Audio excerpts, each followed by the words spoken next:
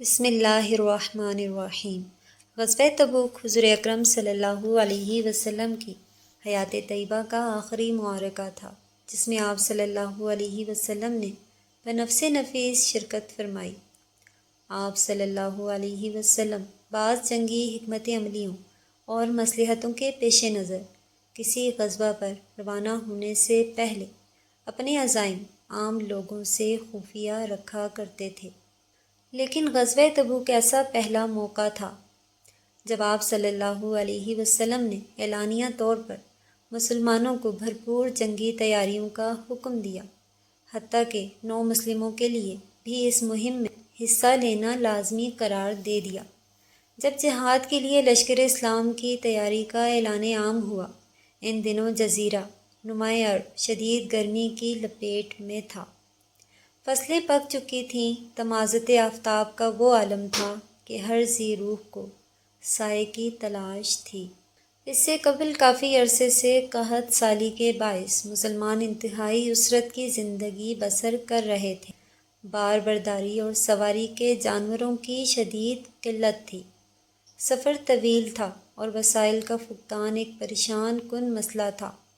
اوپر سے اسلامی دشمن منافقین نے اس نازک صورتحال سے فائدہ اٹھانے کے لیے لشکر اسلام میں وسوسے اور پھوٹ ڈالنے کی کوششیں تیز کر دی تھیں۔ کبھی وہ مسلمانوں کو موسم کی شدت سے ڈراتے، تو کبھی بے آب و گیا صحرائی سفر کی صعوبتوں کا ذکر کر کے ان کے پائے استقلال کو ڈگمگانے کی سعی کرتے۔ کبھی رومیوں کی فوجی قوت کو بڑھا چڑھا کر ان کے اسلحہ اور ساز و سامان سے مسلمانوں کے حوصلے پست کرنے کا جتن کرتے۔ الغرض مختلف نفسیاتی حربے بروئے کار لائے جا رہے تھے۔ آپ صلی اللہ علیہ وسلم کی قیادت میں ہر پیر و جوان سر پر کفن باندھ کر تبوک کے سفر پر روانہ ہو گیا، لیکن 3 مخلص صحابہ کرام رضوان اللہ اجمعین محض سستی اور غفلت کی وجہ سے پیچھے رہ گئے تھے، اور نبی اکرم صلی اللہ علیہ وسلم نے انہیں مسلسل 50 دن تک سوشل بائیکاٹ کی سزا دی تھی۔ قرآن کریم کی سورہ توبہ کی آیت نمبر 118 میں اس کا ذکر کیا گیا ہے، اور بخاری شریف کی تفصیلی روایت میں خود حضرت کعب بن مالک رضی اللہ تعالیٰ عنہ نے یہ واقعہ بیان فرمایا ہے۔ وہ کہتے ہیں کہ غزوہ تبوک ایسے موقع پر پیش آیا جب فصلیں پک چکی تھیں، گرمی کا موسم تھا اور سفر لمبا تھا۔ میں پوری طرح تیار تھا، 2 سواریاں بھی خرید رکھی تھیں اور ویسے بھی ٹھیک حال میں تھا، لیکن روانگی کے موقع پر مجھ سے سستی ہو گئی کہ آج تیاری کرتا ہوں کل کرتا ہوں، اور اسی آج کل میں جناب نبی اکرم صلی اللہ علیہ وسلم روانہ ہو گئے۔ میں پھر بھی مطمئن تھا کہ سواری اچھی رکھتا ہوں، 1-2 روز بعد بھی روانہ ہوا تو قافلے سے جا ملوں گا، مگر سستی بدستور چلتی رہی، حتیٰ کہ کئی روز گزر گئے اور میں نے یہ اندازہ کر لیا کہ اب نہیں پہنچ سکوں گا۔ جناب نبی اکرم صلی اللہ علیہ وسلم کی روانگی کے بعد مدینہ منورہ میں معذور لوگ رہ گئے تھے، یا ایسے لوگ جنہیں ہم منافقین شمار کرتے تھے۔ مجھے اپنے آپ کو ان کے درمیان دیکھ کر شرمندگی سی محسوس ہوتی تھی، مگر اب کچھ نہیں ہو سکتا تھا۔ دوران سفر ایک موقع پر نبی اکرم صلی اللہ علیہ وسلم نے ساتھیوں سے دریافت کیا کہ کعب نے کیا کیا۔ ایک شخص نے کہا کہ اس کو مزاج کی نزاکت اور نخرے نے روک لیا ہے۔ حضرت جابر رضی اللہ تعالیٰ عنہ بھی موجود تھے۔ انہوں نے ٹوک دیا کہ وہ مخلص صحابی ہیں، اس کے بارے میں ایسی بات کرنا ٹھیک نہیں ہے۔ کعب بن مالک رضی اللہ تعالیٰ عنہ کہتے ہیں کہ جوں جوں جناب رسول اللہ صلی اللہ علیہ وآلہ وسلم کی واپسی کی خبریں مل رہی تھیں، مجھے فکر لاحق تھی کہ آپ صلی اللہ علیہ وآلہ وسلم کے سامنے کیا عذر پیش کروں گا۔ اتنے میں تقریباً 3 ماہ کے بعد رسول اکرم صلی اللہ علیہ وسلم مدینہ منورہ تشریف لے آئے، جبکہ میں نے 1 روز پہلے اپنے دل میں یہ فیصلہ کر لیا تھا کہ کوئی بہانہ نہیں تراشوں گا اور صاف صاف اصل بات عرض کر دوں گا۔ اس پر جو فیصلہ ہوگا وہ میرے لیے ہی بہتر ہوگا۔ جناب نبی اکرم صلی اللہ علیہ وسلم کا معمول تھا کہ جب سفر سے واپس آتے تو پہلے مسجد میں 2 رکعت نماز ادا کرتے تھے اور کچھ دیر بیٹھنے کے بعد گھر تشریف لے جاتے تھے۔ آپ صلی اللہ علیہ وسلم جب تشریف لا کر مسجد میں بیٹھے تو لوگوں نے آنا شروع کر دیا، جو مختلف قسم کے عذر بہانے کر کے اس غزوہ میں اپنی غیر حاضری پر معذرت کرتے اور حضور علیہ السلام اسے قبول فرما لیتے۔ یہ کم و بیش 80 افراد تھے جنہیں ہمارے ہاں عام طور پر منافقین میں شمار کیا جاتا تھا۔ میں بھی حاضر خدمت ہوا۔ نبی کریم صلی اللہ علیہ وسلم نے غضب آلود تبسم کے ساتھ میرے سلام کا جواب دیا۔ حضور اکرم صلی اللہ علیہ وسلم نے پوچھا، تمہیں کس بات نے پیچھے رکھا؟ کیا تم نے سواری نہیں خریدی تھی؟ عرض کیا، یا رسول اللہ، اگر میرا معاملہ کسی دنیا دار سے ہوتا تو میں بھی کوئی بہانہ بنا کر چھوٹ جاتا، لیکن میرا معاملہ اللہ رسول صلی اللہ علیہ وسلم کے ساتھ ہے، لہٰذا سچ سچ بیان کروں گا۔ یا رسول اللہ صلی اللہ علیہ وسلم، سچی بات یہ ہے کہ میں آسودہ حال تھا، کوئی عذر کوئی بہانہ نہیں، بس غفلت کا شکار ہو گیا۔ حضور صلی اللہ علیہ وسلم نے فرمایا، تو نے سچ کہا، اسی لیے اب انتظار کر یہاں تک کہ اللہ تعالیٰ تیرے بارے میں کوئی فیصلہ کر دے۔ اور عام مسلمانوں کو حکم دیا تا حکم ثانی اس کے ساتھ بول چال اور لین دین بند رکھو۔ کعب بن مالک رضی اللہ تعالیٰ عنہ فرماتے ہیں کہ اس سوشل بائیکاٹ کی وجہ سے مدینہ منورہ کی سرزمین میرے لیے تنگ ہو گئی۔ نہ کوئی مجھ سے بات کرتا ہے اور نہ سلام کہتا ہے اور نہ سلام کا جواب دیتا ہے اور نہ ہی میری طرف متوجہ ہوتا ہے۔ مجھے مدینہ منورہ کے در و دیوار اجنبی لگ رہے تھے اور میں اپنے ہی شہر میں انجانہ مسافر ہو کر رہ گیا تھا۔ چند ہی روز میں میرا سانس گھٹنے لگا۔ میری پریشانی کی 2 بڑی وجہیں تھیں۔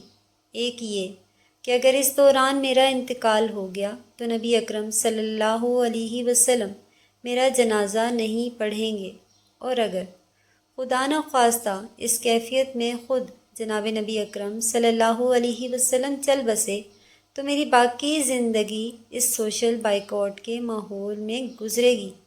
مگر جب مجھے معلوم ہوا کہ میرے ساتھ 2 بدری صحابی حضرت ہلال بن امیہ اور حضرت مرارہ بن ربیع بھی اس صورتحال سے دوچار ہیں تو پریشانی کچھ کم ہوئی کہ میں اس سزا میں اکیلا نہیں ہوں۔ وہ دونوں کمزور اور بوڑھے تھے، اسی لیے گھروں میں بیٹھ گئے، جبکہ میں نسبتاً جوان اور صحت مند تھا، اسی لیے مسجد نبی میں نمازوں میں حاضری اور بازار میں آنے جانے کا سلسلہ جاری رکھا۔ ایک روز میں بازار جا رہا تھا تو دیکھا کہ شام سے آنے والے ایک قبطی تاجر آواز دے رہا ہے کہ مجھے کوئی کعب بن مالک رضی اللہ تعالیٰ عنہ کا گھر بتائے گا۔ بازار سے گزرنے والے کسی شخص نے اشارے سے میرے بارے میں بتایا کہ وہ جا رہا ہے۔ وہ قبطی آ کر مجھ سے ملا اور ایک خط پیش کیا جو غسان کے بادشاہ کی طرف سے تھا، اور اس میں لکھا ہوا تھا کہ ہمیں معلوم ہے کہ تم اپنے سردار کی طرف سے ذلت اور توہین کا سامنا کر رہے ہو، حالانکہ تم محترم شخصیت ہو اور ایسے سلوک کے مستحق نہیں ہو۔ اسی لیے میں تمہیں دعوت دیتا ہوں کہ ہمارے پاس آ جاؤ، ہم تمہیں سیاسی پناہ دیں گے اور عزت و اکرام کا معاملہ کریں گے، نیز آپ کی ہر ضرورت پوری کریں گے۔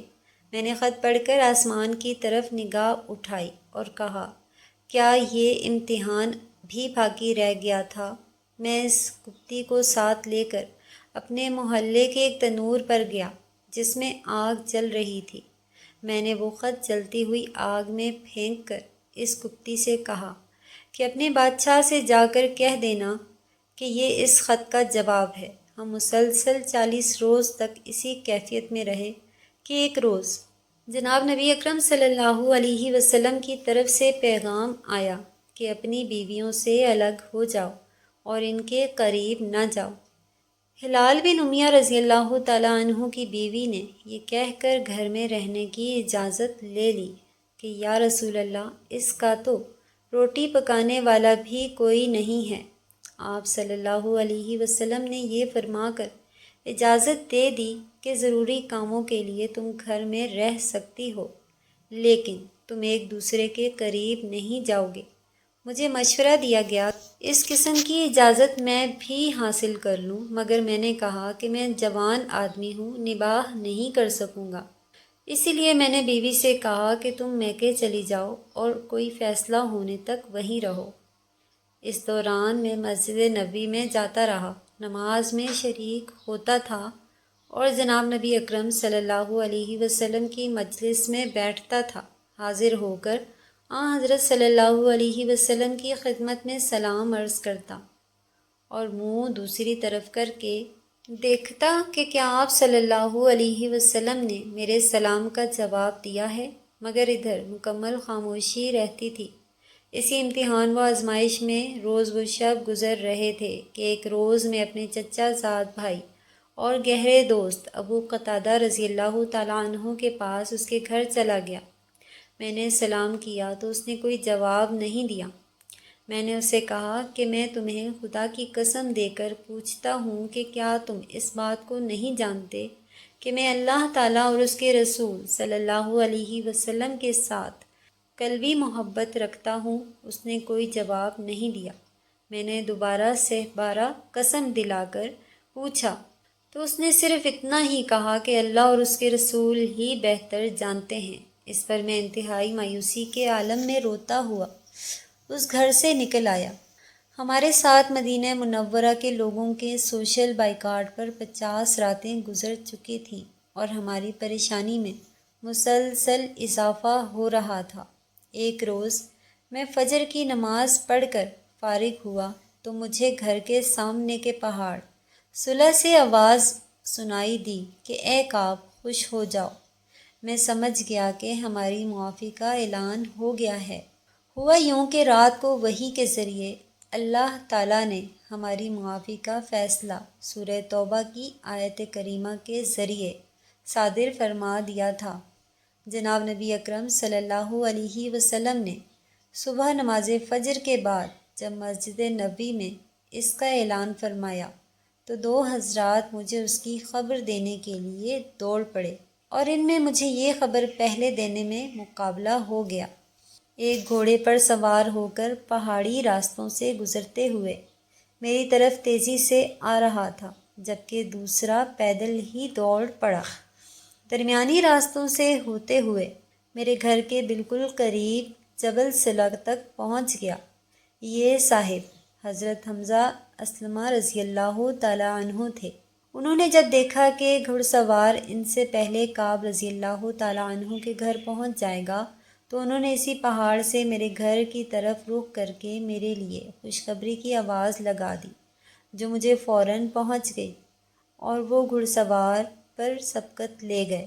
میں دیوانے وار گھر سے نکلا اور اپنے کپڑے خوشخبری دینے والے کو انعام کے طور پر دیے اور خود پڑوسی سے مانگ کر کپڑے پہنے۔ جناب نبی اکرم صلی اللہ علیہ وسلم کی خدمت میں پہنچا تو وہ صحابہ کرام رضی اللہ تعالیٰ عنہ کے جھرمٹ میں انتہائی خوشی کے عالم میں تشریف فرما تھے۔ حضرت طلحہ رضی اللہ تعالیٰ عنہ نے آگے بڑھ کر میرا استقبال کیا اور جناب رسول اللہ صلی اللہ علیہ وسلم نے مجھے اس آزمائش میں سرخرو ہونے پر مبارکباد دی۔ میں نے عرض کیا کہ یا رسول اللہ، مجھے سچ بولنے کی وجہ سے یہ اعزاز ملا ہے، اسی لیے وعدہ کرتا ہوں کہ زندگی بھر کبھی جھوٹ نہیں بولوں گا، اور آج میں اعلان کرتا ہوں کہ اس خوشی میں میرا سارا مال و جائیداد اللہ کی راہ میں صدقہ ہے۔ نبی اکرم صلی اللہ علیہ وسلم نے فرمایا کہ سارا نہیں، اپنے لیے بھی کچھ روک لو۔ میں نے عرض کیا ٹھیک ہے، خیبر میں ملنے والا باغ میں اپنے لیے روک لیتا ہوں، اس کے سوا باقی میرا سارا مال اللہ تعالیٰ کی راہ میں صدقہ ہے۔ حضرت کعب بن مالک رضی اللہ تعالیٰ عنہ کے اس واقعے سے ہمیں ایک بہت ہی پیارا سبق ملتا ہے۔ حضرت کعب بن مالک رضی اللہ تعالیٰ عنہ نے نبی اکرم صلی اللہ علیہ وسلم کے سامنے سچ بولنے کا فیصلہ کیا۔ حالانکہ وہ بھی جھوٹ بول کر وقتی طور پر اپنی جان بچا سکتے تھے، جیسا کہ منافقین نے کیا، لیکن انہوں نے سچ کو ترجیح دی، جس کا نتیجہ اللہ تعالیٰ کی طرف سے بخشش اور معافی کی صورت میں ملا۔ انسان سے غلطی ہو جانا فطری بات ہے، مگر اصل کامیابی اس میں ہے کہ انسان اپنی غلطی کا اعتراف کرے، توبہ کرے، اللہ کی طرف رجوع کرے۔ حضرت کعب رضی اللہ تعالیٰ عنہ نے یہی راستہ اپنایا۔ اللہ تعالیٰ نے ان کی توبہ قبول فرمائی۔ نبی اکرم صلی اللہ علیہ وسلم نے حضرت کعب رضی اللہ تعالیٰ عنہ اور ان کے 2 ساتھیوں پر سماجی بائیکاٹ نافذ کیا، جو کہ ان کی اصلاح اور تربیت کے لیے تھا۔ اس سے معلوم ہوتا ہے کہ کبھی کبھار سخت رویہ اختیار کرنا بھی دین میں اصلاح کے لیے جائز اور مؤثر ہوتا ہے، بشرطے کہ اس میں خیر خواہی ہو۔ حضرت کعب بن مالک رضی اللہ تعالیٰ عنہ کو آزمائش کے دوران دنیاوی فائدوں کی پیشکش بھی ہوئی، جیسے کہ غسان کے بادشاہ کا خط، لیکن انہوں نے دین و ایمان کو دنیا پر ترجیح دی۔ یہ ہمیں سکھاتا ہے کہ ایمان کے راستے میں آزمائشیں آئیں گی، لیکن اس پر ثابت قدمی ہی اصل کامیابی ہے۔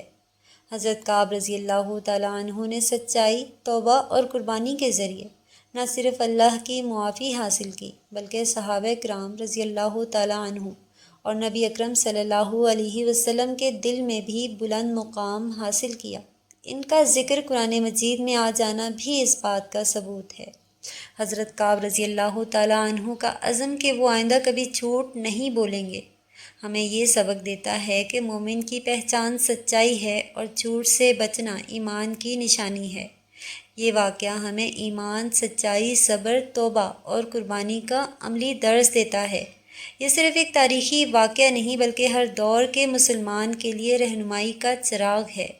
اللہ تعالیٰ سے دعا ہے کہ اے اللہ، ہمیں سچ بولنے کی ہمت عطا فرما، غلطیوں پر ندامت اور سچی توبہ کی توفیق دے، اور ہمیں اپنی رحمت سے معافی اور قرب نصیب فرما۔ آمین ثم آمین۔